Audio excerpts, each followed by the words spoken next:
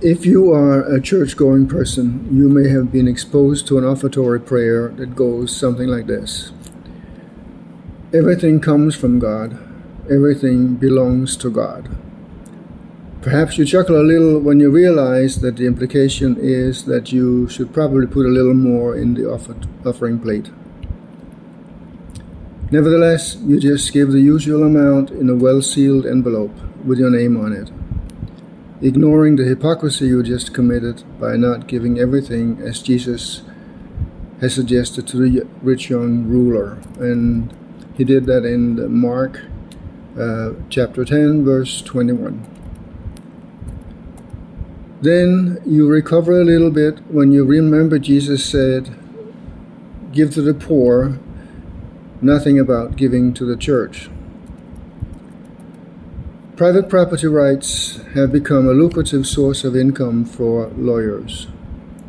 The concept of private property is incredibly complex, no matter how you look at it, legally, economically, sociologically, philosophically, etc., and it has changed over time. The early Bible writers describe how Abraham's and Lot's herdsmen squabbled over grazing land for their herds. And that was in Genesis chapter 13, verses 7 to 9. Maybe at the beginning it was over hunting grounds for the first hunter-gatherers. But definitely by the time people began to cultivate land, private property rights were well established. Other milestones like the emergence of large-scale commerce and the Industrial Revolution, etc., have shaped how we look at property beyond hunting bows, spears, toothbrushes, and underwear. To complicate matters even further, great wealth can buy you all kinds of power.